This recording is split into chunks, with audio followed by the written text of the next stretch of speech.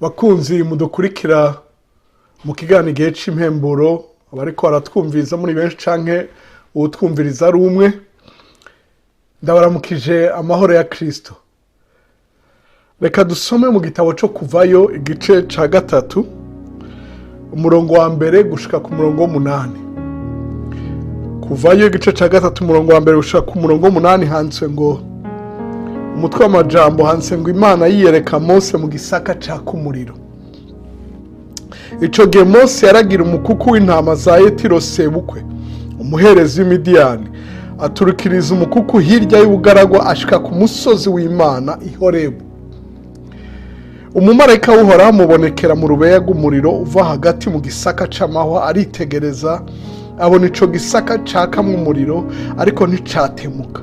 Mose arivuga ati, hinge nk'ikame ndabe karya katabonetse, menye igituma igisaka kidatemutse. Uhoraho abonye yuko akikamishwa no kubiraba, Imana imuhamagara iri hagati muri ico gisaka iti, Mose, Mose. Aritaba ati, sabwe. Iramubarira iti, reka kwegera hano kandi kuri inkweto mu birenge vyawe, kuko aho hantu uhagaze arahera. Kandi iti, ndi Imana ya so, Imana ya Aburahamu, Imana ya Isaka, Imana ya Yakobo. Mose aca yipfuka amaso kuko atinye kwitegereza Imana.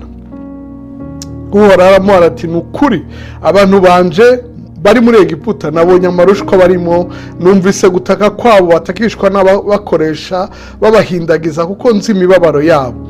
Kandi manukanwe no kubarokora, mbakure mu maboko y'Abanyegiputa, mbadugane mbakure muri ico gihugu, mbajane mu gihugu ciza cagutse gitemba amata n'ubuki, kibamwo Abanyakanani n'Abaheti n'Abamori n'Abaferizi n'Abahiwi n'Abayebusi.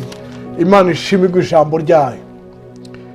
Mukundwa uriko uradukurikira canke n'abatwumviriza muri benshi, ijambo ndakuzane niri: kura izo nkweto zawe, kura ivyo birato, kuko uhagaze arahera. Imana ishimwe cane.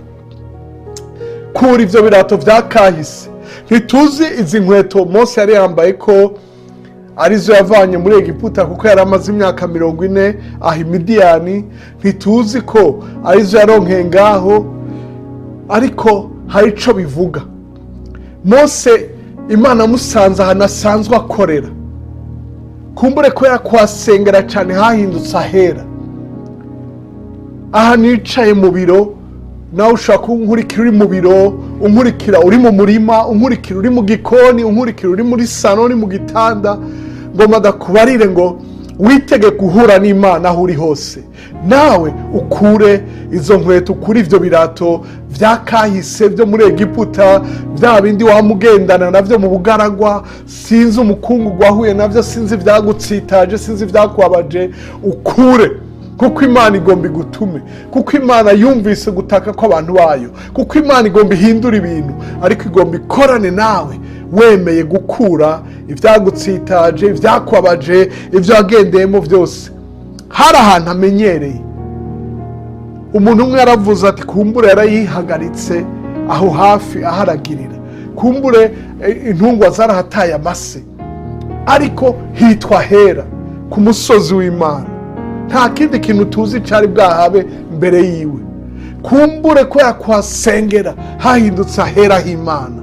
Kumbure nawe aho mubiri usengera, mu cumba cawe usengera, mu muduga usengera, Imana ikakugenderera, kuko Imana ibana n'abantu bayo. Inyonga z'Uhoraho ziri ku bantu bayo. Imana ikugenderere, Imana ikwereke ibidasanzwe, ariko wemere ukure ivyo birato. Ibirato ni ikintu umuntu ajana hagiye hose, ubikure.